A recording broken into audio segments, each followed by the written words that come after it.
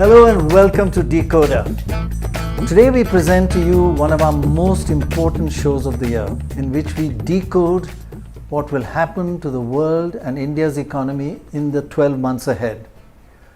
For those who want to plan ahead and understand whether to invest or not, do listen closely to the amazing investor and writer, the brilliant Ruchir Sharma, and his top 10 trends of 2026. Ruchir Sharma is the contributing editor of the Financial Times and the author of several books, including his latest, What Went Wrong with Capitalism. He is the founder of Breakout Capital and the chairperson of Rockefeller International.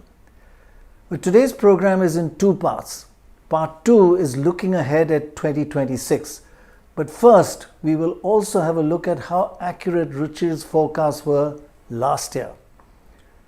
I'd like to make it clear once again right at the start that the research and insights are all done by Ruchir and his brilliant team. And by the way, please click on subscribe and follow DeKoder to get regular and different insights into events across the world and India this year. But first, Ruchir, thanks very much for joining us again. Really good to have you in your hectic life. Right. It's great that you spared the time for once. Well, this is my favorite show of the year, and I'm happy to be here, Prannoy. Thank you. And we're going to be very tough on your forecast for last year. I'm used to that. I think I've been on the hot seat in that regard for over a decade now. Okay, let's begin with a look at the forecast that you made last year versus what actually happened. First, you said there would be a reversal in recent pattern of American dominance.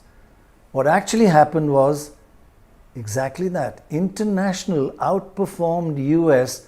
by twice. Look at that. Europe, 35% return on the stock market. America, 18%. Even emerging markets, 34%. US, 18%. All these, China, Japan, whole world, except India. India was slightly less, just 3%. And this is in dollar terms you mentioned. Yes. So I think that at this time last year, Prannoy, the universal consensus was that the only place worth investing in the world was America.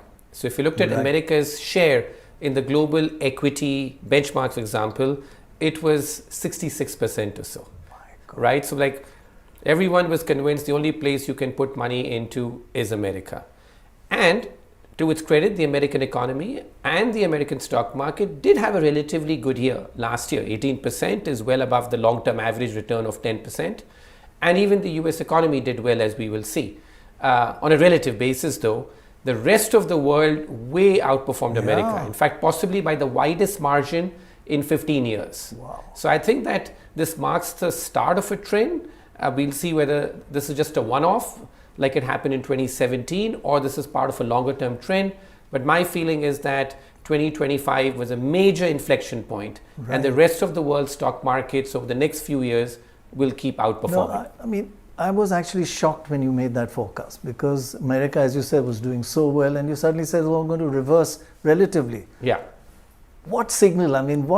How did you see that?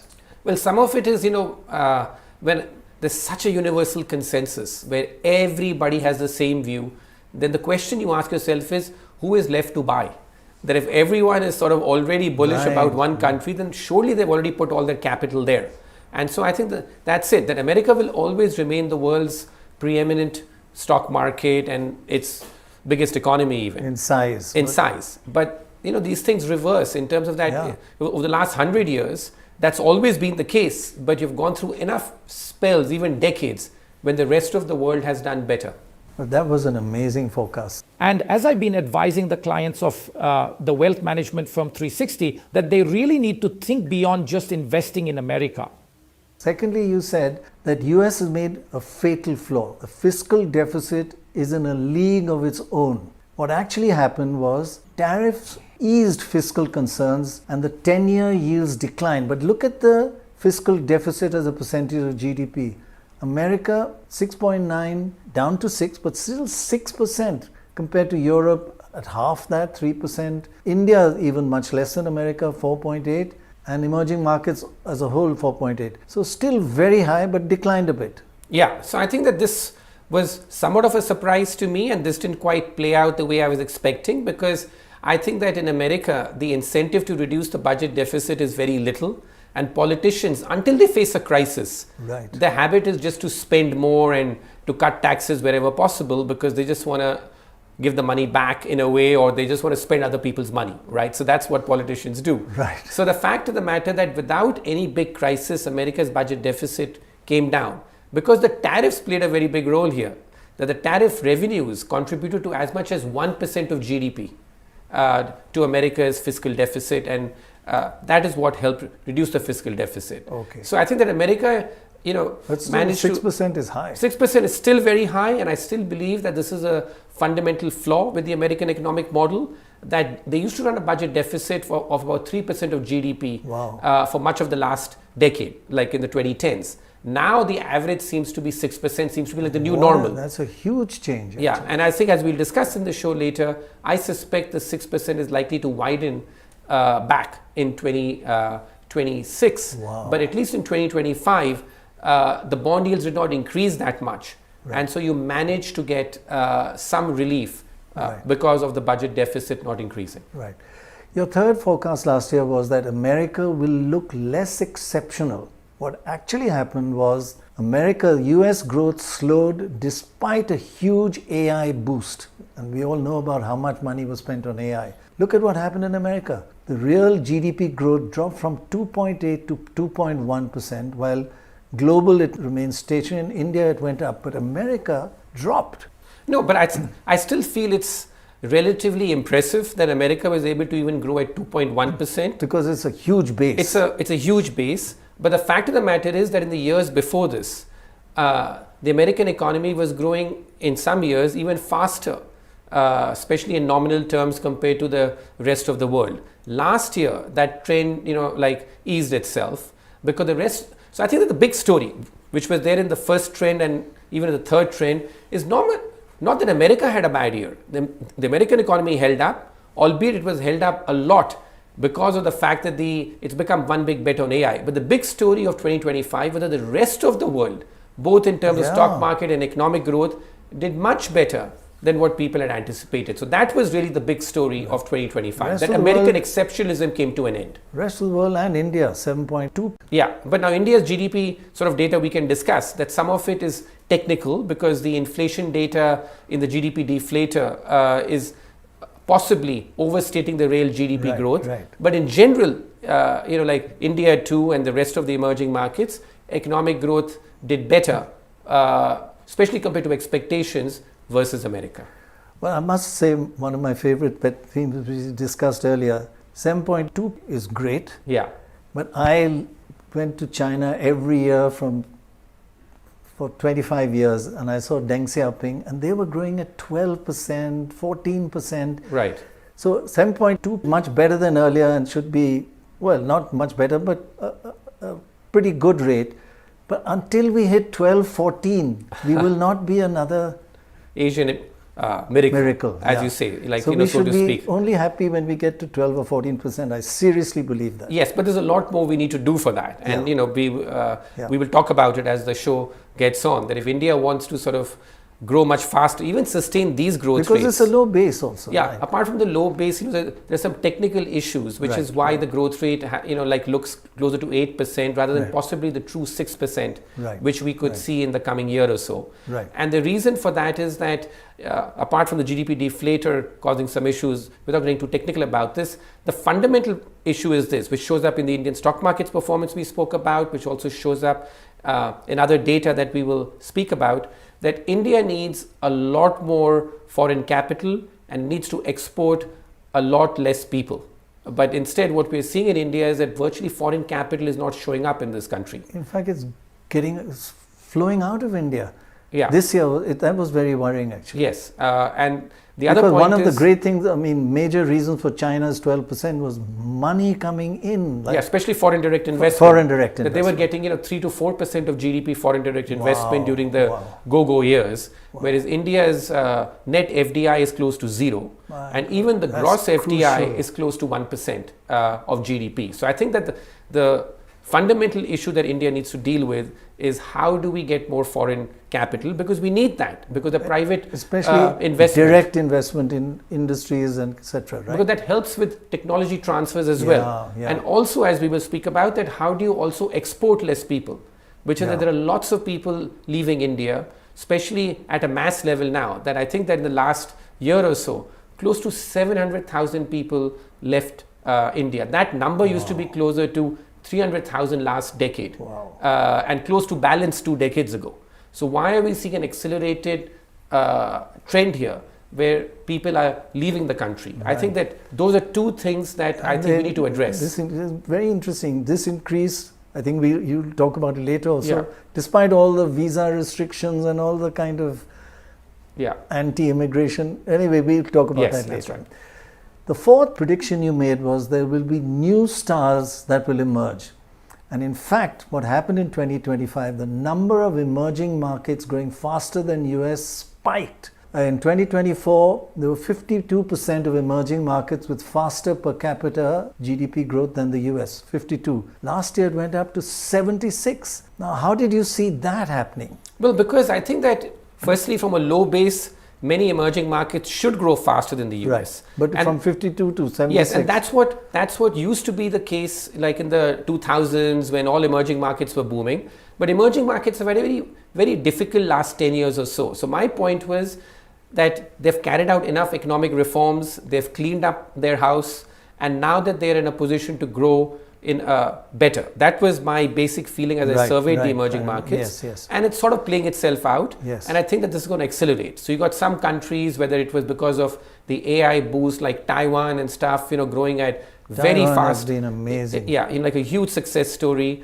And then even other countries in Eastern Europe and other places where growth accelerated. So I think that this is good news for emerging markets, that after a period where growth versus the US in many countries was falling, now growth is accelerating versus the US. So that should mean much more stock market outperformance, much more capital flows to emerging markets and new stars emerging. Quite a big change that you saw. For once you got it right. Okay, the fifth forecast you made was China will be investable again. Now you were for many years slightly negative about China, and then I saw this forecast and I said that's a big change that you suddenly saw a twist. What actually happened, China's stocks returned more than 2x United States. China's stock market returns were 31% and US was 18%. What a change. Yeah, so I think that what I was sensing was that too many people had become pessimistic on China, which is that yes, China has lots of problems, from its debt to demographics, the population is shrinking.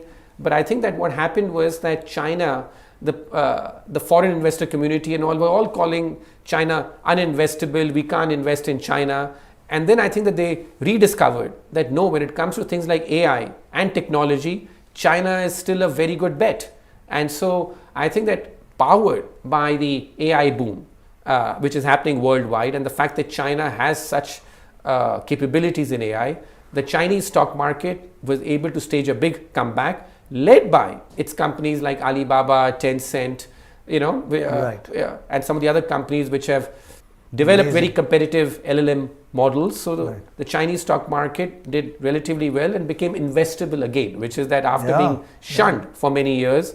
Including by Juva for many years, and then this changed and it turned out to be correct. Yeah, I think so.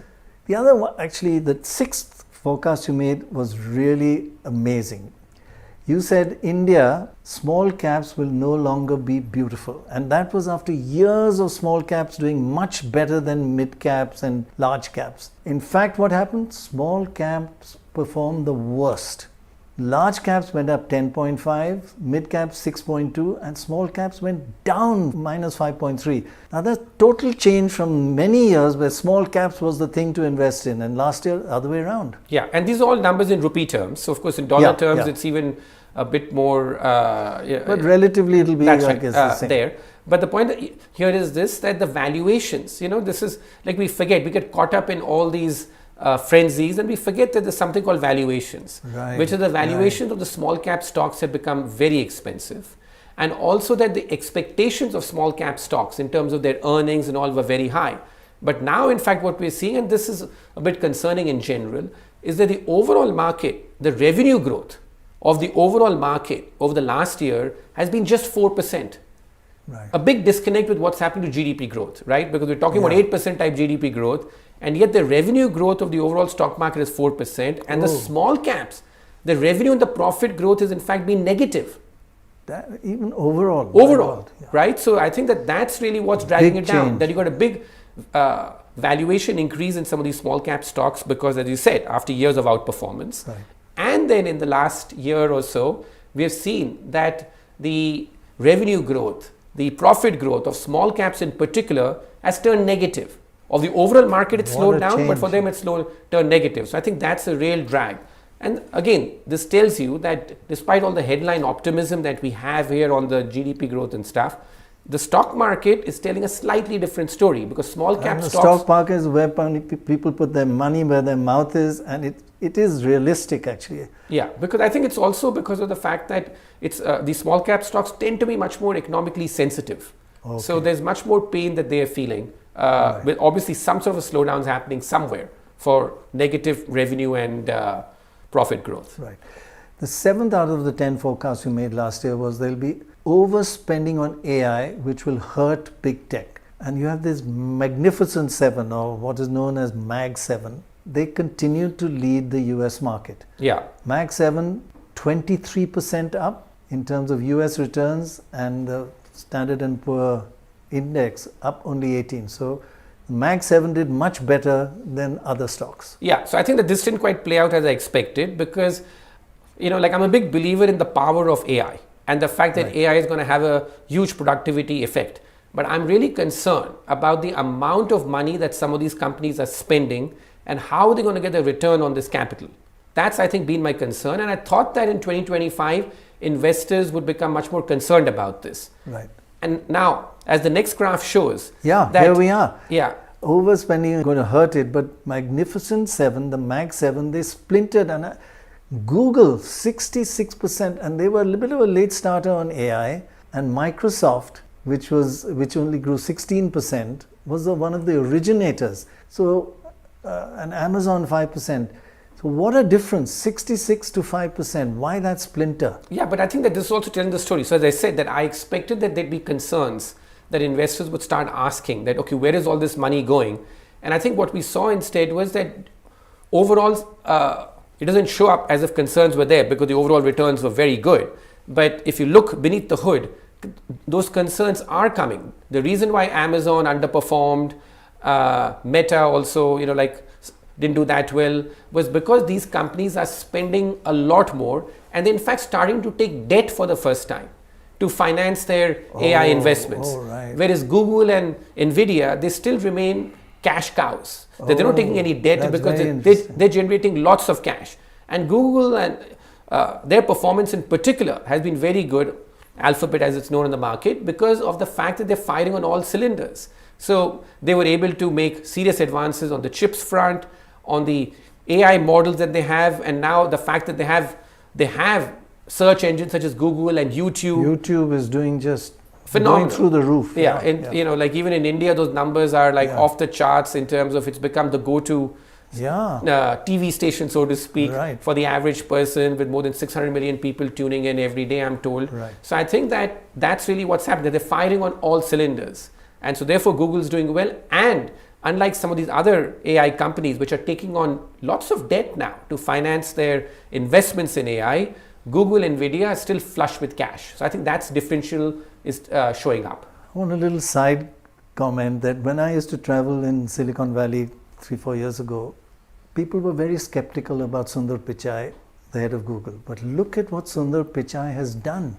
He's ahead of the rest, 66%. That's like last year at least, Yeah, last year. Yeah, but so I hope the view of him has changed because, he really has performed. Like a remarkable year for Alphabet or Google as they're known. Right, yes. Right. Okay, your 8th out of your 10 forecasts was trade grows across the world without America. In fact, trade fell in America and increased outside America. Now, America imposed tariffs, but look at the export growth rates. The world, excluding US, trade went up from 5% to 6.4% growth rate. terrific. And in America, sort of exactly the opposite of what Trump would have liked. It went down from 4.6 to 4.1%. Why has that happened? Yeah, I think that, so, the two things playing out here. One, that Trump decided to obviously escalate the trade war by imposing tariffs. The rest of the world, very interestingly, did not retaliate. Right. So that was one which contained the damage from the trade war. Yeah, they didn't say we'll also increase. Yeah. In fact, they said, okay, quite true. We will negotiate, and that damaged the effect from the trade war. But secondly, which is possibly the more interesting trend, which I spoke about last year, it's playing out, is that many countries are saying, okay, America is doing this to us. Let us figure out how to trade much more with each other. We still believe in the benefits of free trade. And that's true for India too. Right. Which is that if you look at India, like one of the things we speak about in the past was that India was a bit too protectionist. Right. But now we're seeing of late that India is beginning to strike more trade deals with other countries, and in very quick time. I think they did one with New Zealand in quick time. Yes. And now in the Middle East, like they've done with Oman in quick time, a broader comprehensive economic partnership. So I think that this is it, which is that, and Europe. India reacts best when there's a crisis. Yeah. And that's what it's doing right now, as you said, quicker. Absolutely. Whether it's trade, it's deregulation, as we'll speak about, like some of the changes in laws. So I think that they sense that they are like under siege a bit, and so reacting. And so that they're reacting, particularly on the trade front. I think we have seen a major shift in India's attitude in striking trade deals with other countries, and this is true in other regions too. If you look at Europe and Latin America, all these places, they're trading much more with each other, and that's what the data shows. And one thing I really liked what you said, that you're not sure whether Trump will make America great again, but he's making the world great again. Well, it's showing up in the market performance. Yeah, exactly. And it's a reaction to the fact. Market performance, exports. He's making the world greater again. Because he's sort of incentivizing the world to get their act together. Yeah. That listen, if we have to compete in this hostile world, we better get our act together, or better have stronger relations with other countries. So that's what's playing out here. So making the earth great again, mega. Okay. Yeah. Okay, that's a lovely one. Your 9th out of 10th was that private funding to slow down globally. And what actually happened was flows to private credit fell and firms are under pressure. The S&P went up by 18% last year, but key private equity firms fell by 12%. Now you have to explain this a little bit more clearly. What do you mean by key private equity firms, and why did this happen? Yeah, so as you know, that these are firms which typically, historically used to be private equity firms, but they become much bigger now. They do also private credit, which is, rather than bank lending, these are private credit deals which are done, which is what these people are able to finance. So these are the private credit behemoths as they have become. And this is where finance has been moving a lot, which is that the private markets have been growing very rapidly over the last decade or so. But I think that what happened in the last year is that people began to ask questions, which is that if the public markets are doing so well, do I need to lock so much money of mine into private markets? Because the exit there is much more difficult. So I think that that's what was happening. And so on the private equity front, we found in places like the US and even in Europe that the exits people saw are much more difficult. That find these private equity companies invested 3, 4, 5 years ago at pretty high valuations, but how do we exit? So the exits become more of an issue, and even on private credit, people began to ask the question that because there was a couple of high-profile troubles which took place in the private credit markets, that we became a bit extending all these loans here, but these companies don't have much of a lending or borrowing history. So how do we know that we're going to get that capital back? Unlike in the public markets, which are much more tested. So I think that's sort of... Yeah, what a change actually. Yeah, so I think that's something which we're seeing in the market. And your 10th out of all 10 was, as usual, something a little tangential. Obesity, there's no magic solutions, all these drugs and injections, etc. What actually happened was anti-obesity drugs still a sensation, but there were high sales, but sales slowed sharply. I mean, they were growing by 27%, 43%, 64% in 2024, and it dropped to 26%. It's still not bad, 26%, but why are people worried about it? Or well, why not? Like this is a higher base. because the growth had already exploded. That's very important. So I think that it's still something which is popular. The growth rates have slowed down. So I'm not quite sure. But I have to be honest when it comes to this that my bias talks here because I'm a bit of a naturalist. And what the worst part is, you don't need it. Yeah. So I think that I think that there are more visible side effects. I think you're on it actually. So I think there are more visible side effects, and so therefore, like some of the growth rates may have slowed down, but some of this may have had to do with the base effect. But in all fairness, they still remain overall quite popular. Out there. Of course, the stock price performance now is diverging a lot. That the ones which have new breakthroughs or like Eli Lilly in like America did very well, whereas Novo Nordisk in Europe didn't do that well. Right. So you're seeing more divergence, maybe some more maturing of the market. Right. So I don't think this fad has gone. It's still very much in play. But the fact of the matter is that the growth rates have slowed down. Has shown it that is still a fad. Okay, let's do a quick summary of what your scorecard.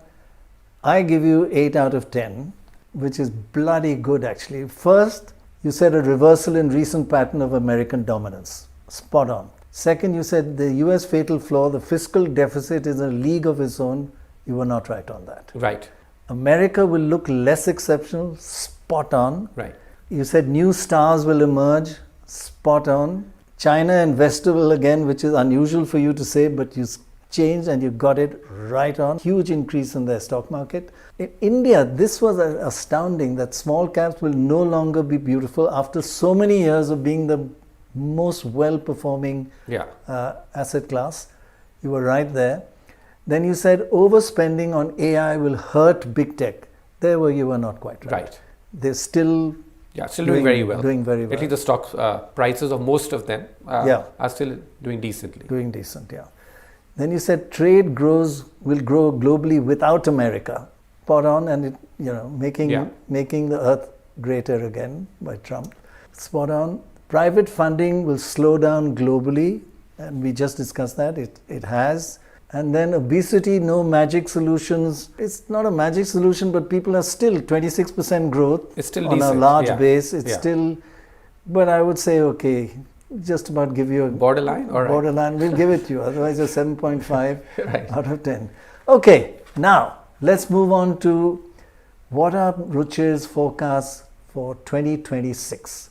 And if you want to know what to do with your funds, where do you want to travel, what do you want to do, listen to each of these 10 trends. First, you said AI is a bubble. It is a bubble. And you have 4 O's that shape a bubble, any bubble. Overvaluation, over ownership, over investment, and over leverage. Explain what you mean by that. Like I've studied bubbles a lot. It's one of my favorite topics that I've researched over my 30-year investing career. Since 1500, you've been looking at bubbles. Yeah, bubbles, the history of bubbles. Right. And there's no standard definition of bubbles. Right. Because people, in fact, today people say there's almost a bubble in bubble talk, right? Because there's so many people are using the B word very sort of carelessly almost. So I have a framework, which is that there are 4 ways that you can measure whether something is a bubble or not. Right. So one is overvaluation, which is straight up. That what is the valuation? So if you look at the American stock market and look at the AI sector in particular, what the valuations are. It's ridiculous. And it's like very high. I mean, as some people say, it can be even higher, like it was in 1999, 2000.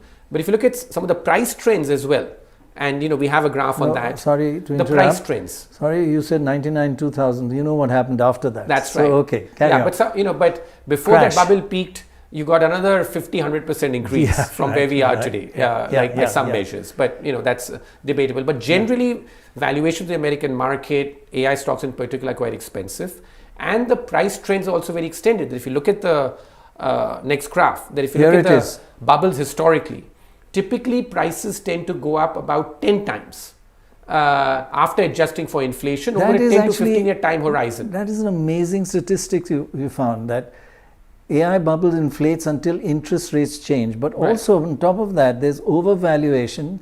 Major bubbles, the prices rise 10x in 10 years. Yeah. And you see that year after, decade bubble after bubble. decade. Of the major bubbles that I've shown here in post-war history, that's been the common trend.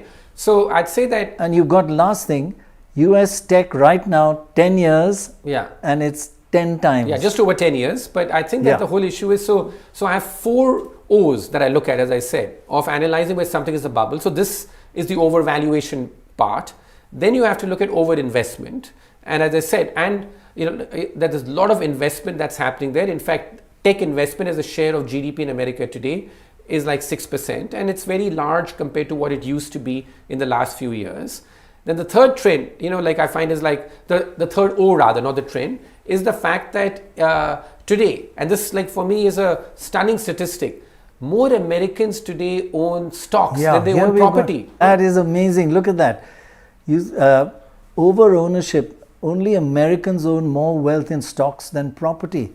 I mean, that is amazing. This is the first time this has happened. Oh, okay. And, Right? and the rest of the world, nothing like it. Nothing like it. In America, property is owned by 30%, stocks by 32%. China, 55 and 11. Yeah, this is the amount of your how much is in the stock market and how much is in property.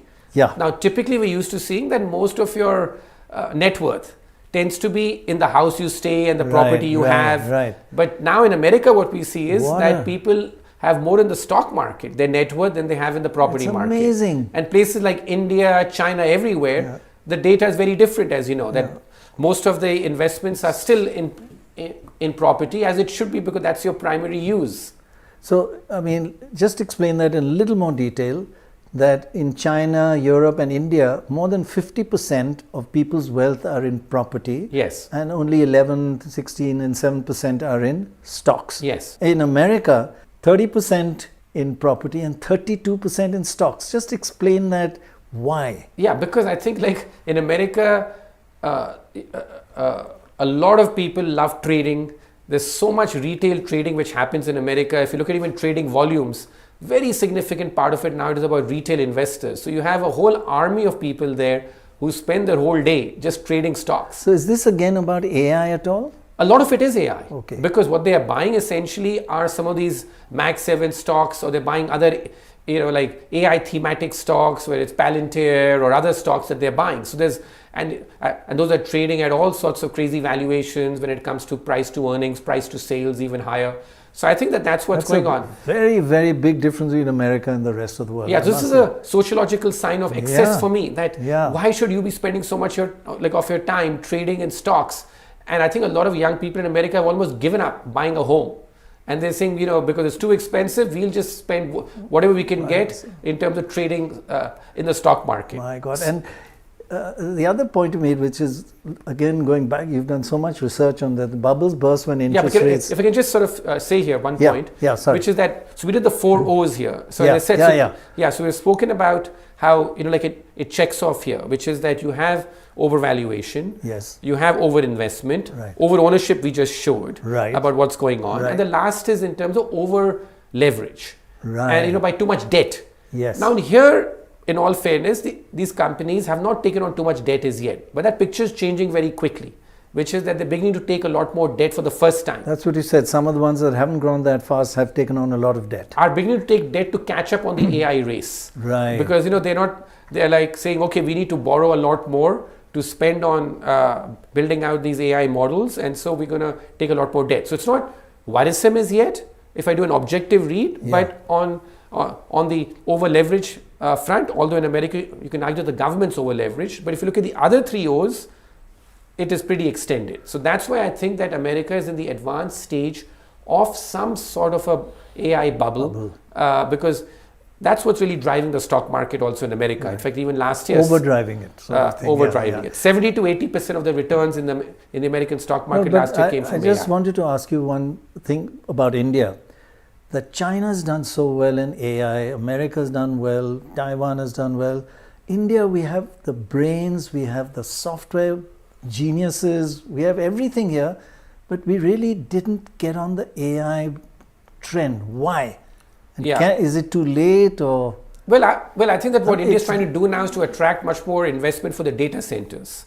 So that's what we're trying to do. But I guess that's the point. But the software side is like, I know Tata's has just had a huge $2 billion investment in AI.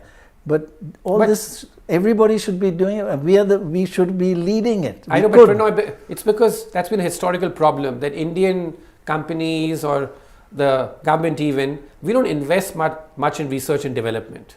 That if you look at R&D spend as a right, so sure, we could pick on isolated examples about, brilliance in innovation and stuff, but we are not a nation of innovators in a big way. We are a nation of optimizers. We are a nation of doing what we can to get by. But if you look at R&D spend as a share of GDP, You're India is right, still very low. very low, especially By- compared to all these other by countries that you're private talking sector about. especially. Yeah, exactly. Whatever there is in R&D is government mainly and not private sector, which is a big worry for India. Yeah, so I think this And is not not showed getting up on the AI front. Yeah, and Yeah. we really could have been leaders in AI. And that's also one reason why the Indian stock market underperformed the other markets last Right, year, because right. AI was such a big theme. Right. And we don't have anything on AI. If at all the foreign investors think of India as a possible loser because of the fact that they feel that the jobs could be lost, outsourcing could come under threat. Right. So I think that's what's happened. Yeah. Now, coming back to the bubble. Yeah. Again, you've done a lot of research of when the bubbles happen, when interest rates are raised, and that 10-year hits a 10-year point, then the governments raise interest rates. Look at that. 1929, yes, they raised interest rate. These are all the bubbles. 73, 80, 89, 94. Every time it was about 10 years, the stock price had hit 10 times and the interest rate was raised. What a combination to actually discover. Yeah, I think that the point Well is that done for the second time in your life. No, I think that the people here keep asking the question that when will the bubble burst? Because there's no Right. end to it. There's no science to it. Yeah. Right? Because as I said, that today, like the valuations are very extended, but what prevents this bubble from inflating further? Why can't Nvidia or some of these other AI stocks, go up much more from here? And the historical research I did was that the only way of knowing when a bubble bursts is when interest rates begin to rise. That has been the death knell very of interesting. every single bubble. So until interest rates rise, it's possible the bubble can inflate further. Just to divert a little bit, in the midst of all this, what about gold? It's Yeah. just going through the roof. Yeah, but I think this is the issue, which is that we've spoken on your show before. I've always been, not always, at least this decade, been quite bullish on gold. Right. And always thought that gold and Bitcoin are good anti-dollar plays, which is Right. that I've been a bit pessimistic on the dollar and thought that gold and Bitcoin could be the two beneficiaries Right. of that. I'm a bit concerned now, and in fact, I wrote a piece about this a few months ago, about last October, which is the fact that gold today is also not behaving like a safe haven. It's behaving almost as if it's also entering some sort of bubble territory because people are putting so much money into gold. I like gold because of its safe characteristics. Right. It's a steady That's asset. changing. It rises steadily over time, protects Right. value. But now I think what's happening is, and this is the function of the fact there's so much liquidity out there, so much money sloshing around the system. Right. And also because most people feel that, that if something happens, the government will bail us out. So we can just speculate a lot. And I think that's what's going on, that so many assets are rising simultaneously, because this has never happened before, by the way. Gold and stocks have never partied together this way. Right. Historically, what happens is that One or the other. Okay. that this sort of act as a hedge. That if Yeah. stocks go up a lot, then gold typically underperforms. Right. If gold goes up a lot, it's Because- usually in bad times, right? Because Right, people because sort of want stocks to have hedge. gone down, Stocks people have have gone moved. down, and that's it. This time, what's very unusual is that gold and stocks are parting together, and so it means to me that if and when interest rates rise, it could also be negative for gold. But for now, as long as the two are behaving together, everybody feels happy. But this is pretty good news for India because we have a lot of gold both in households and in the country as a whole. So gold prices going up has really made our wealth base higher. And Well, it's mixed because we import a lot of it also. so we have to buy that. Yeah, because we import a lot of it, and people don't do anything really to monetize the gold, right? Because how do you get a positive wealth effect? You get a positive wealth effect if you do something to monetize it. But in India, we hoard the gold, and in fact, most people in India are upset. Sentimental reasons. Sentimental, and they still buy new gold for weddings and stuff. So for most people are not that happy if you're a consumer of gold, you're happy if you are sort of speculating in gold and silver and other things, you're happy. But for users, it's not been that So great. the way it's been shooting up, many people would say that, okay, good time to invest in gold. But you do say that it could be entering a bit of a bubble situation, overpriced, and interest rates will affect that also. Yes, I So think this at this time this is going to be like a bit of a concern, which is that if interest rates go up and stocks go down, it could also hurt gold, is my fear. Even though I've been very bullish on this, Right. for a long time. Yeah. But you see that it's reaching a kind of perhaps a peak. Yeah, in terms of the fact that it's entering into dangerous territory, where Right. at least I feel concerned about at least putting fresh money to it, even if I already have some capital invested in it. Right. You have enough gold anyway. Okay, your second forecast is what is called the affordability crisis in America. And that forces interest rates to go higher, even though Trump doesn't want it, and we'll go into that. The US people now pay 30% more for food than they did 5 years ago. Affordability. Consumer prices as a whole up only 22%, but food prices and housing prices, which is what they actually spend their lives on, affordability, 30%. Yeah. So I think that this has been the real issue in America, which is that the number one issue which is responsible, in fact, for taking down Trump's approval ratings is the fact that inflation in America for many people is still too high. So, the basic stuff that they're buying, groceries, food, is high. In fact, electricity prices are up even 40% over this time period, partly because of 40%. AI. Wow. And especially Yes. because they're consuming much more electricity in some areas, particularly like in areas like Virginia and all, where lots of data centers have come up. Right. So I think that's the real concern, which is that food prices, other prices are still up a lot, and so therefore, and those prices have started to moderate in terms of their increase over the last year. But their inflation in America is still close to 3%.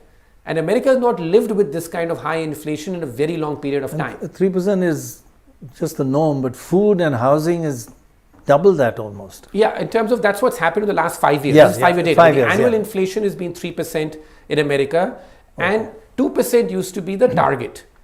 Now, America has missed that target of 2% for 55 months in a row. So, that begins to compound over time. Right. That you right. keep sort of having higher and higher inflation, and so therefore lots of people are concerned about it and are not feeling that good about their well-being because of the fact that inflation is still relatively sticky, even if it has come off the peak. And that's also hurting Trump's approval rating.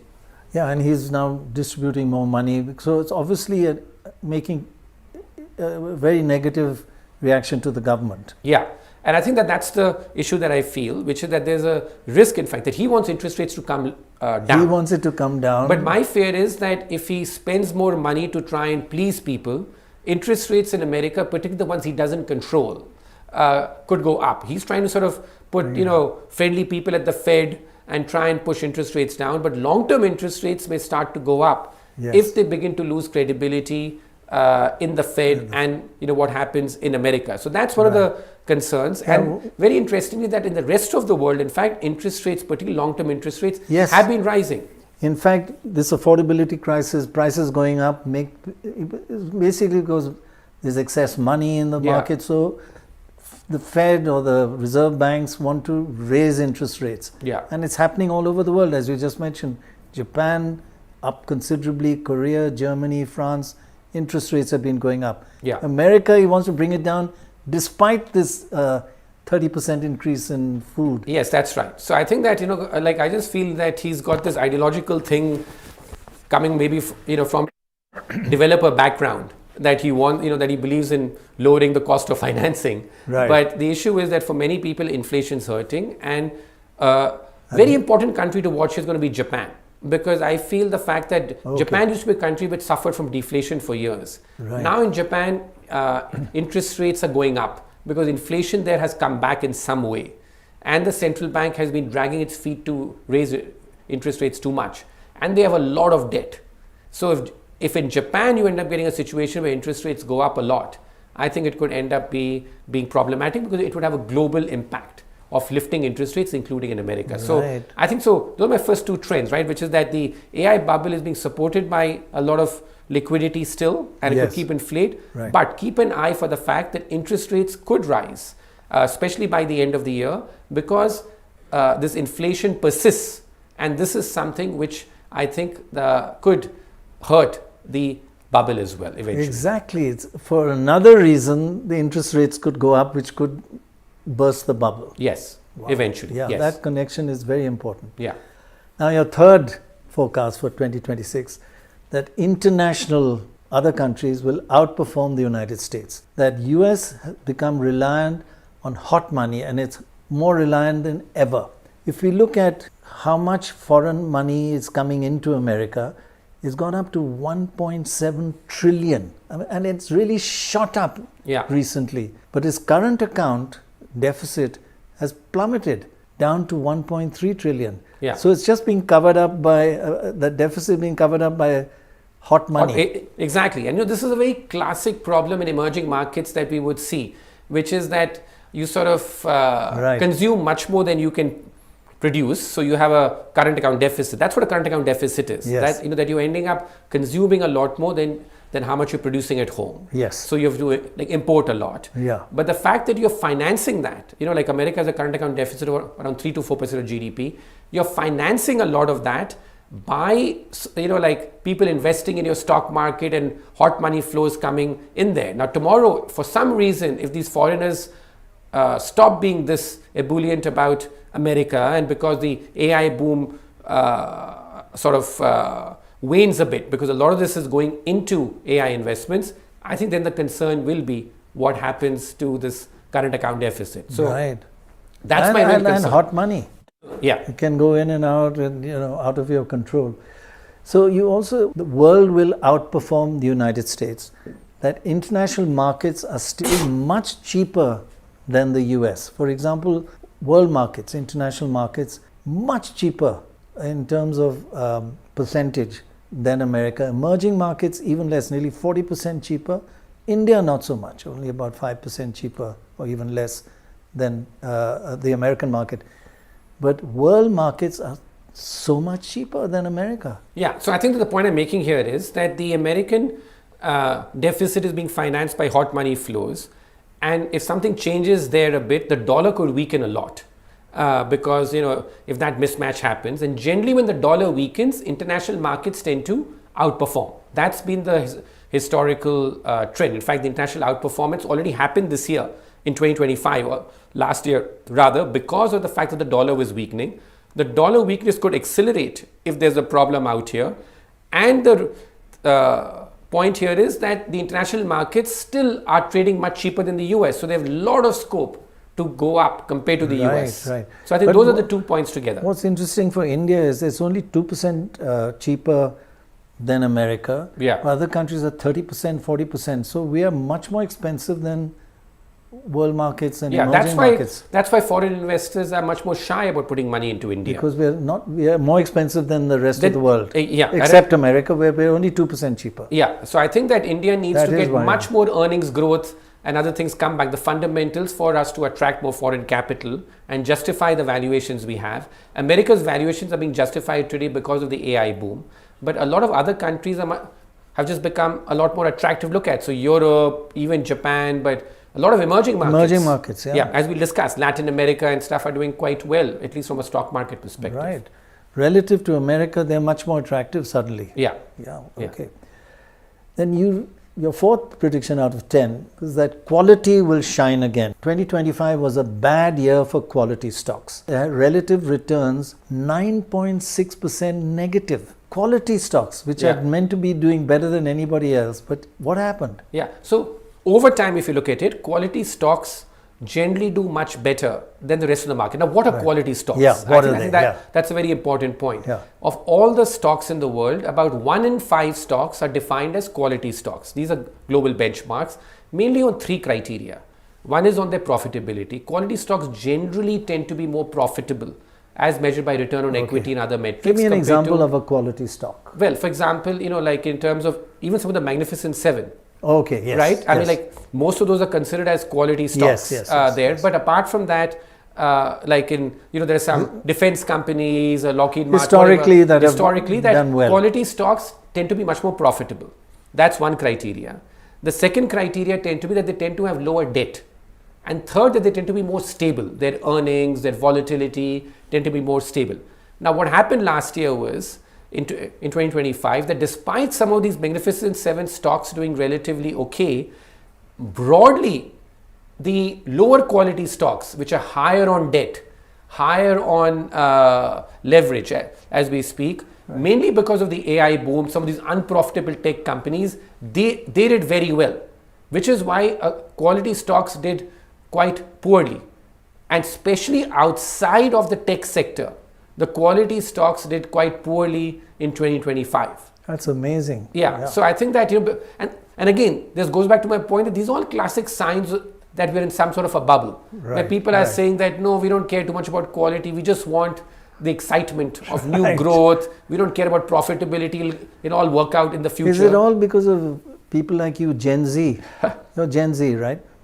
Anyway, so I think that that's the issue, which is that. But you're saying quality will shine again. It's had a bad year. Look, after 30 years of quality stocks shining, they've done basically twice as well as other stocks. They've gone in the last 30 years over 2,000%, while other stocks, market, 1,200, half that. Yeah. Double, my God. Yeah, so quality over time tends to do well. This compounds over time. But there's been a setback this year. It's been a setback here. Historically, whenever we have had such setback years, typically in the following year, quality has staged some sort of a comeback. And particularly if you buy cheap quality stocks, right, which is outside of the tech sector, if you buy some of these cheap quality stocks, it's in some of the consumer staple stocks, discretionary stocks, some pharma stocks, I think that you're likely to do pretty well in the next few years. So that's really the call that I'm making here, that quality shines, particularly some of the cheaper quality stocks outside of the tech sector. It was pretty brave to say it after it's down 9.6%, to say it's going to reverse all that. Yeah, let's see how that works out. Yeah. As they say, only time will tell. Yeah. Okay. Your fifth out of the 10 is about China. Yeah. And that's a favorite topic with me and mostly with you, that you're saying China's economy will remain fragile and is hidden by two masks. First one, technology. Outside tech, China's earnings growth has been negative. So overall the growth has been terrific, but tech stocks are 13% up. All firms are 4%, but non-technology -4%. What a difference. That means there is a bit of trouble in the economy. Yeah, so my view last year, as you know, with the China is investable again because people have become too pessimistic on China. Right. But fundamental problems in China still remain, which is that the domestic economy in China is not doing well. The property market, which was such a big driver of growth in China, has gone bust. So property prices in China are collapsing, in fact, and that pace accelerated in the last few months. And very difficult to rectify that. Yeah, because there's so much debt behind it. How to clean up the whole debt mess in China. Yes. And the other fundamental problem China has is that its population is shrinking. Right? So with a shrinking population, very difficult for countries to grow. We have seen that. You've said that before also, that the shrinking population worldwide is causing a major problem. Demographic. Yeah. Demographics is such a big drag for growth as far as China is concerned. So debt and demographics they have are, have been pulling the domestic economy down. Now last year what happened was that because people re-evaluated their China mainly through the prism of AI. That they said on technology and AI, China's do well. Miss the two hidden masks. Yeah, the fact is that that's masking. The fact that the China's prowess in AI is masking the fact that the domestic economy in general, the old school economy, is in trouble. Wow. And so I think that will become more apparent in 2026. Is my sort of call that the AI stuff will continue as long as the AI hype remains around the world. But the rest of the Chinese economy, I think that will continue to teeter, and that will become more apparent in 2026. In fact, China's economy remains fragile, hidden by the two masks. The second mask is exports. They're boosting the Chinese economy. It's not internal, it's exporting. It's gone up from, it went up 16%, now up 29% export increase. Yeah. That's net exports minus imports. That's huge. Yeah, that's the contribution to growth, which is that, that they're contributing nearly a third of all economic growth. So which is that China is just exporting like crazy. Because its domestic economy is weak, its import growth isn't doing that well. So it's exporting like crazy, and that's holding up economic growth in China, because as I said, the domestic economy outside of AI is quite weak. Yes. So I'd say, but the export machine is what's really sort of driving the Chinese economy. And as we'll come to our next point, right, that's causing a major global problem. Very interesting, because of dumping. China's dumping will trigger a backlash. You said Chinese export prices are much lower and China's export volume much higher. So China's prices are down 20%, export prices, and the volume growth is up 45% because they're literally just cutting their prices, dumping. Yeah, so China's always been known for being an export prowess. Right. We know that. But last decade, if you look at it, China, their export volume was growing at about 17% a year or so.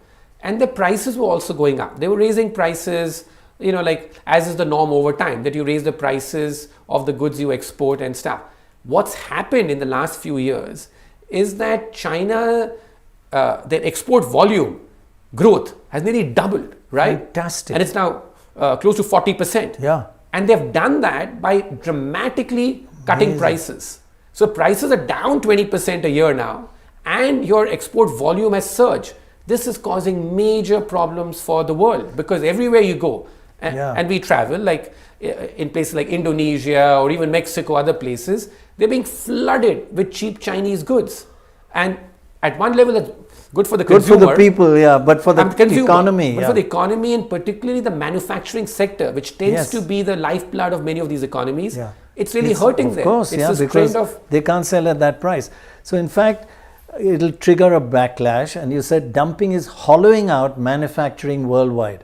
If you look at the drop in manufacturing in many countries from 2018 to 2024 as a share of GDP, in developed countries is down 1%, ASEAN down 1.4%, India down 2.3%, the manufacturing down. Yeah. And Eastern Europe down 2.8%. This is, instead of manufacturing growing, dumping is causing it to contract, go down. Yeah, so that's been like a key trend, which is one of deindustrialization. Now, what's happened is that this hasn't been spoken about that much, although noises are being made about it increasingly. Even the French President Macron spoke about this. But this hasn't been focused on that much because the world has been so busy fighting the trade war that America started, or the trade battle. But the real thing, which may be even bigger than what's the shock coming out of America from the trade war, is this shock which is happening, the China shock. Yeah. Which is going on. That's true, actually. And I think that now that the Trump seems to have, gone off the tariff crusade, realizing that price increases are happening, it's exacerbating the affordability and crisis. Making other countries work with each other. Yeah, so I think that he's sort of backing off the trade front, it seems to me a bit. I mean, he's done what he had to do at least. Right. But I think that the focus now will turn to this, because as that battle is sorted, people get to fighting what the possibly even bigger battle is, that this massive price cuts that China is doing to export its huge surplus. But how is China affording this, dropping prices by so much? How it just has to do it because of its internal demand is down. It's so weak, and it's just overproducing. So I think that people go on about this, and it's one of my topics which really irritates me, that people go on how China needs to increase consumption as a share of GDP is so low. The real problem in China is that it's producing too much. That is the fundamental problem. Amazing. It's over-investing and overproducing. And that's why consumption as a share of GDP appears low, because the other things are growing so much more quickly. And that, I think, is the real problem here. So you think tariffs against Chinese goods may go up around the world? Well, I think that a lot more action is going to be taken, and countries are beginning to do that. Save their manufacturing sector. To save the manufacturing sector, because we know that. I think that in 2026, that trend accelerates. Right. Now, your seventh point, which is really quite topical, and you did this research well before what's recently happened. South America will continue to turn right politically. In fact, 5 countries in yellow there have turned right since 2023. 2 more likely to turn right in 2026 in red. And Brazil is uncertain. It's a wild card. The elections are this year. And of course, you haven't put Venezuela, but that's... Yeah, we don't know like in which column to put that. But I think it's very interesting, which is, like the former Chilean president, Pinera, he had once told this to me, that in good times, Latin America turns left, in bad times, Latin America turns right. And there's a reason for that. And here the right, if I can qualify, that this is much more the classic right from an economic perspective. Okay. Which is the right in Latin America. Yes, some of them are anti-immigration and stuff, but it's predominantly about free market reforms. Right. That the right believes much more in in having an economic right wing like it used to be. Now in the West, the right and left labels have all gotten a bit you can't include Venezuela. It's not. It's part of America now. It's Trump, isn't it? Trumpella. If you want to call it that. But I'd say that most countries in Latin America, in fact, in the last few years, had left-wing governments in power. It was called the pink tide, right? Because of that. Yes. Now the problem is that the economic performance, or on other fronts, things like crime, corruption, they're scoring quite poorly. So now the people are saying, so it's an anti-incumbency wave. Anti-incumbency wave. That it's not about anything else. It's about that they were predominantly left-wing governments. And now people are fed up with like what was in power because of three main issues: inflation, corruption, and crime. Right. And so now they are saying that let's go for the other side. So in bad times. Any option but better than this. Yeah. Better than this. So it's called FOBO, fear of a better option. Okay. Instead of FOMO. Right. So that's what's happening in Latin America, that we're seeing a lot of people, the anti-incumbency wave. In fact, as you know, globally we have an anti-incumbency wave happening in a lot of the Western world, not in the emerging markets. Right. And in India, as we have discussed, we have a bit of a pro-incumbent type of phase going on in the last few years. Right. But in Latin America, there's an anti-incumbency wave, left-wing governments in power. And so now they are turning right. And the really big election in possibly the biggest election in 2026, if I can say so, in the world, is going to be in Brazil. Because Brazil is one of the world's largest countries and economies. And in Brazil, I think we will Simple question, what's your forecast? I think that broadly, because of this anti-incumbency wave, more countries are likely to break right, just because the left-wing governments are in power. Right. But one other thing you mentioned, that stock market is much more under right-wing governments. That's across all Latin American countries. The percentage gain in stock markets, left-wing governments 16%, right-wing governments more than double that, 37% increase in stock market. But that's because they help the rich? Well, you can say that, which is the fact that... Does it really help the poor also? Yeah, but I think it's another issue. Yeah, but I also had a look at other data. So we looked at the last 30 years and we said, okay, stock market is a very easy way of looking at it, right? That, okay, what's the performance being? And you can see a huge gap here. It's a very clear thing. Yeah, very clear that in dollar terms, the stock markets do much better under right-wing governments than left-wing governments. We can say that's explained by the fact that right-wing governments tend to be more pro-capital. Fine. Right. But I also had to look at like what happens to economic growth, inflation, fiscal deficit. On economic growth, the difference isn't much between right-wing and left-wing governments, in fact, from pure economic growth. Right. But on inflation in particular, what we find is that under right-wing governments in Latin America, the inflation performance is markedly better. I think 3.9 versus 5.1% annual inflation, which is a pretty big difference. Significant difference. And the root cause of that could be that it shows up in another metric, the fiscal deficit. That generally right-wing governments tend to be a bit more fiscally responsible, and the left-wing governments tend to be a bit more fiscally spendthrift. So I think that that's a reason which ties into inflation as well. Right. So that's the reason why that hurts people. So again, the anti-income, one another reason for anti-incumbency. Yes. So your 8th out of your 10 forecast is that deregulation, no licensing and regulating, that momentum which is on right now will continue. There has been a steep fall in regulations that are economically significant regulations. Yes. The regulations per year in the last 20 years versus this 2025 in America has gone down sharply. In fact, even in Europe has gone down. It was always less in Europe, but it's gone down. Mainly the trend has gone down, and you feel that trend will continue this year. Deregulation. Yeah, you know, one of the big themes that I've had, like in my last book also, in What Went Wrong with Capitalism, was that one of the things which was undermining the capitalist spirit in many economies was that the raft of new regulation coming. And regulation by definition tends to be pro-incumbent, and it helps big businesses and it hurts small and mid-sized businesses. right? Because the small and mid-sized businesses, they have to pay a lot more to comply with these regulations. The big businesses, it's a smaller cost of their overall profitability, and also the fact that they're able to influence regulations a lot more. So what happened was the fact that Trump in particular, like in terms of spoke a lot about deregulation. Now the rest of the world decided, okay, we need to also deregulate a lot to be able to compete with America. This is also an extension of the theme we spoke about, Prannoy, that Trump may or may not make America great again, but he's making the rest of the world great again. Making Earth great. Making Earth great again. That's a great slogan. But so I think that's what's happening here as well. On deregulation, we're seeing other countries, particularly Europe.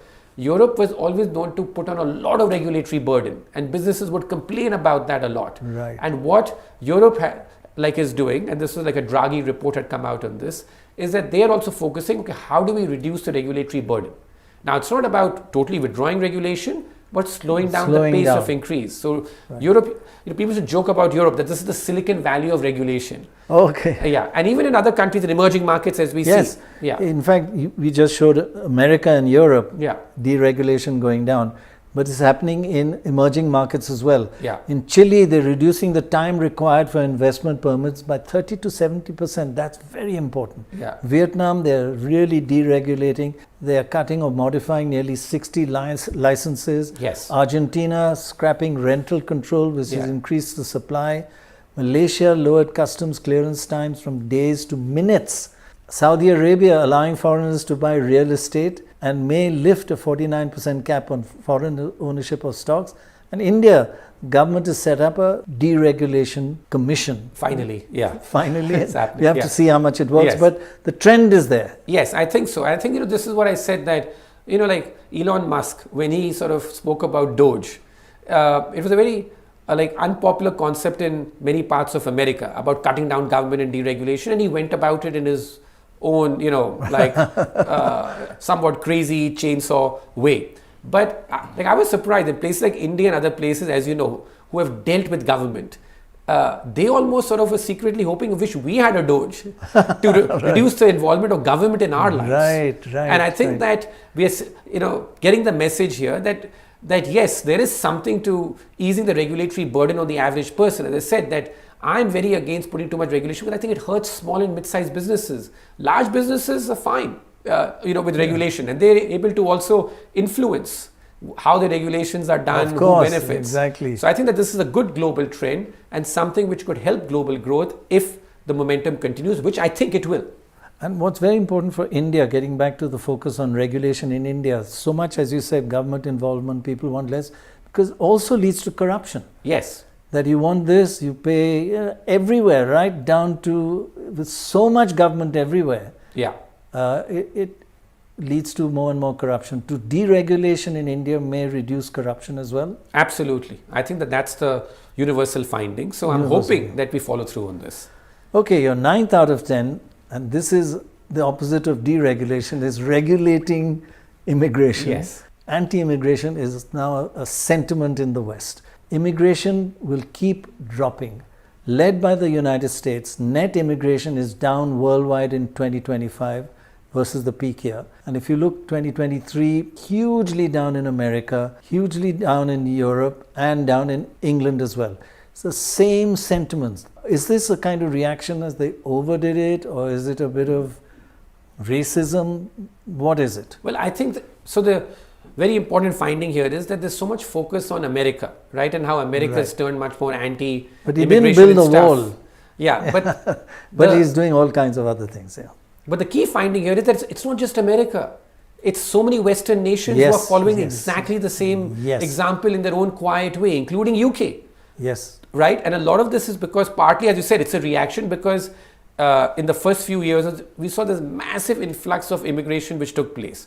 And some of it is the fact that, for good or for bad, people sort of feel very protective about this issue of ethnic identity. Like the idea that you don't want too many people to come here and spoil what they think is their ethnic identity. Now, despite the benefits that some of this may bring economically. Right. So these are some... Exactly. Yeah, so I think that's the whole point, that what is good economics at times can be bad politics. And I think that that's the issue here with immigration. But the key point here is that this is happening not just in America, but across the Western world. Very few nations, maybe some Nordic nations, Spain, are still generally pro-immigration, but immigration rates are down across the Anglo-Saxon world, across the West. Not just America. And as you said, in other countries, Canada, they've cut new permanent resident permits by 20%, faster removal of failed asylum claimants. In other countries, Australia increased fees for international students, added rules to restrict visa hopping. Everybody's cutting back. Japan launched zero illegal immigrants plan, tightened security of permanent residents. I mean, these are all the research you've done. Yeah. And it shows that every country, not just America, is just cutting back. Yeah, but I think, and in India we have the opposite problem, as you know, which is the fact is that as far as India is concerned, the number of people leaving this country has surged, right? So, like about nearly a decade ago, I had done this study to show that there was a very sharp acceleration in the number of millionaires leaving India. Right. And I'd spoken about that. Yeah. Now that trend in fact has subsided a bit, which is the number of millionaires leaving India, especially as a share of the total millionaires, has stabilized or in fact gone down a bit, which I think is good news. Right. But the problem now we are facing is that the mass immigration which is happening out of India has accelerated sharply. That, like in the 80s and 90s, it was virtually in balance. But then it accelerated last decade to a trend of about 300,000 on a net basis. Yeah, you've got actually a graphic on that. But before coming to that, just the question that you raised about economically it may hurt them. I mean, it helps politically, keep these foreigners out, etc. But in America, Indians are really boosting their economy. The Indian community of Indian origin have the highest per capita average income of any community in America by far. We are ahead of all the big, Google, Microsoft, YouTube, everywhere. Yeah, so as I said, the economic case is unequivocal, and not just in America, even other places which have become big magnets. Like, for example, where are the Indians migrating increasingly? America remains the largest place, but it's also places such as the Middle East, where they want Indian workers. Very well there. And they want Indian workers across the board out there. But the issue for us is the fact that why do we want so many people to leave our country? We should want more and more people to remain in our country. Yeah. And I think that's what's happened. IIT graduates who get a really subsidized education, the minute they qualify, the 3 letters IIT, it just gets you any job in the world. Yeah, but I think that so in India what we have seen is that the outward immigration in India has accelerated significantly at a mass level over the last few years. So now we have nearly 700,000 people a year leaving the country, which used to be an average of 300,000 it is. In the last few years. Yeah, you've exactly what you said. We've got data to show what you're saying, that immigration keep dropping in developed countries, but India has more people leaving than coming in. A few years ago, 300,000 net amount leaving, to now 670,000. That's more than double the amount of people leaving this country, and many of them are very qualified. Yeah, so this is accelerated significantly. Yes. A lot of it is going to places like the Middle East, and the only countries which have a larger net immigration going out are Pakistan and Bangladesh. Okay. Right? Now, of course, the population sizes are smaller, but like India and China used to roughly have the same amount of immigrants leaving the country a year, about 300,000. China stabilized around that level, with a similar population. Ours has accelerated significantly. And as I said, that. So China, the immigration not gone up much. It's about 300,000 a year. It seems to have stabilized around there. But in India's case, it has accelerated to over 600, close to 700,000. Yeah. And as I said, Pakistan, Bangladesh are the only countries, but Bangladesh is almost similar. Pakistan's higher for obvious reasons. And then Ukraine also saw, but that's like a one-off because of the war which is taking place in South. So I think that what we need to do, and this is what comes back to the start of our discussion, India in general, if I were to say, needs to focus, how do we import more capital and how do we export less people and less workers? Right. I think that needs to be very correct. A big policy framework for us. because change. both of those are very helpful, that we want to keep as many people at home as possible, and for the government to look at why are so many people renouncing their citizenship, why are they leaving this country. Right. We want those people here because a lot of people leaving, as you said, do very well when they go abroad. Right. Yeah. Because Indians' DNA is better than anybody else in the world. That's why. Great nationalist line. Sorry, some people that are doing very well after leaving India, I won't mention any names of anybody here, but doing very well indeed, especially in your research. Now, this is just terrible news. I want to censor this. Your 10th forecast is that we've hit peak alcohol. Americans are drinking alcohol lowest level ever. The percentage of Americans who self-report that their drinking has plummeted from 66 down to 54. This has not happened. Yeah, this is the lowest since Gallup started asking this question back in the 1930s, right? So that the number of Americans, and this is not just happening in America.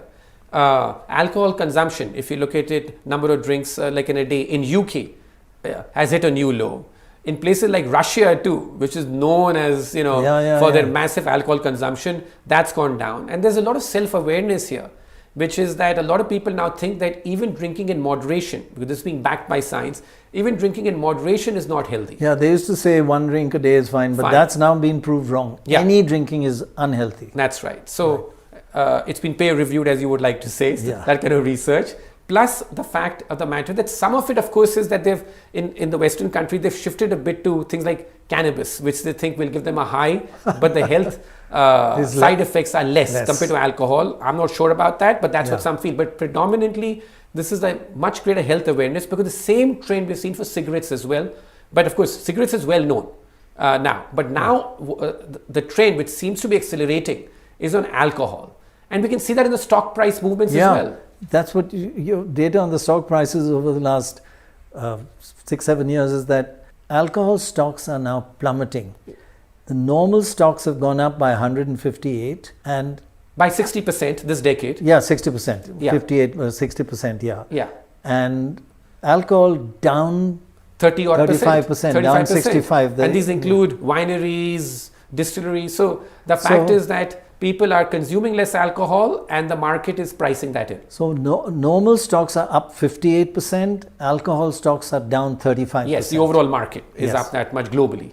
My gosh. So I think this is quite a telling That is an indication that things are changing on things the alcohol. Things are changing. I suspect that's going to accelerate because of the awareness. Now, interestingly, India is an exception. On both alcohol and cigarettes earlier I spoke about, but especially on alcohol, maybe because this started from a low base. You said India has bucked the trend on this alcohol. Alcohol consumption is actually up in India. Right. In China it's down 5%, Germany 2%, everywhere is down, and India up 2.5%. Actually, that is not good news. Yeah. So I think that's the point. That of course given my biases, last year I spoke about the fact that I'm not a fan of anti-obesity drugs, because I'm a naturalist. This year, I'd say that I'm pleased to see this, given my aversion to alcohol. So these are bias statistics, is it? Well, this is data. If anybody wants to check these, they're welcome to speak to me. No, we believe you. So that's 10 so far. Let's quickly go through all of them. First is that AI is a bubble. Yes. Anything you want to add? Just no, as I said, that I think that in terms of that, is to recognize that AI is a bubble, but that it can keep inflating. There's no science to when it ends. Right, but I like the point about the 10 years and it's reached the 10 times. Yeah, this is an objective way of looking at it. There are 4 O's you look at. Yeah. Where are we on the bubble meter? Right. That's what I've tried to do we're out pretty here. High on that. And we're pretty advanced on that, but there's no science to it. But the second trend is the fact that when interest rates rise, bubbles do deflate. And given the affordability crisis in America, interest rates could go up. Interest rates could go up. That connection is very important. Yes, yes. And I think that's because inflation is a big issue still. And it could become a bigger issue with more handouts and other sort of checks being done, given out in America. And then you said world will outperform the United States. Yes, the rest of the world. The rest of the world will outperform them in the economy, and especially the stock markets. And the dollar could be a key reason for that. That we could get a weaker dollar, which helps the rest of the world outperform. Is that part of your, what is it, make Earth greater again? Yes, make the, Trump in fact making everybody else grow faster. Yeah, make the rest of the world great again. Yes. And you're saying quality stocks will shine again. It went down nearly 10% this year. On a relative basis. On a relative basis. Yes. And it's going to shine again. Yeah, because normally when we see this kind of underperformance, because quality is what you should be owning over time, that quality tends to do well and stage a comeback. So that's the call that we have here. So you had said that China was investable again last time, and it was investable. The stock market went up. But now you're saying China's economy will remain fragile, and is hidden by two masks. Yeah.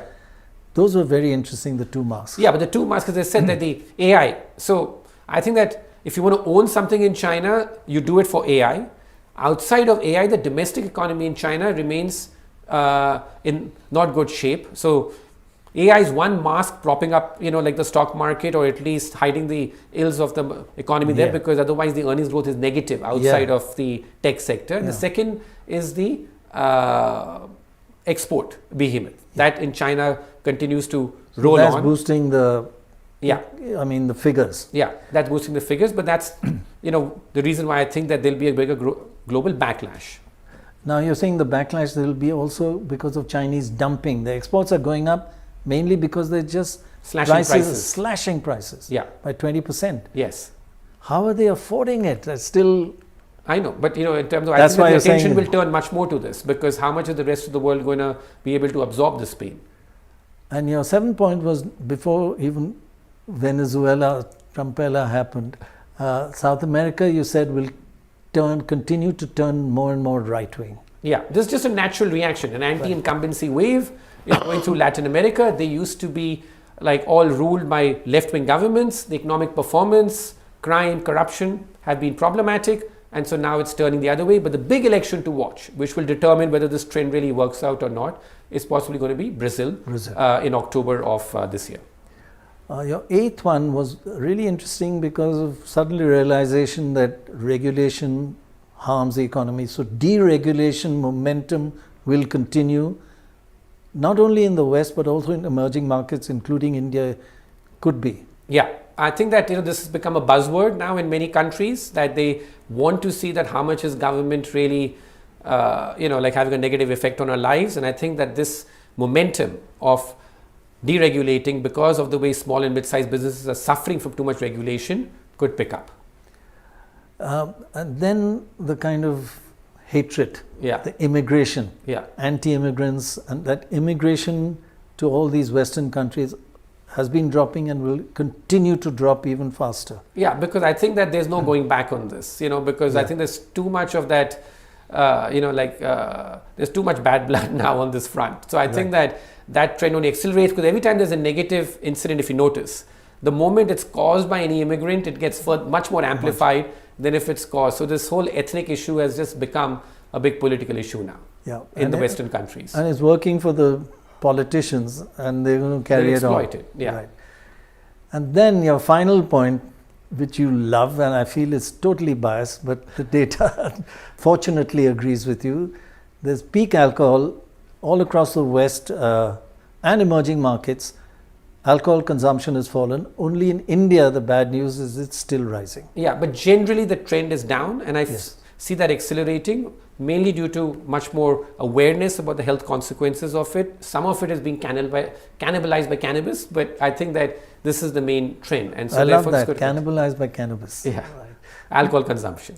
And why is it rising in India? I think that maybe it's just the fact that, some of it is just formalization, which other forms of alcohol were not captured in terms of it, but generally and maybe also awareness of is much less maybe of the health consequences, yeah. Because even on cigarettes, we're sort of bucking the global trend. So I think that the awareness is a bit of an issue here, and some of it is the formalization versus informal consumption.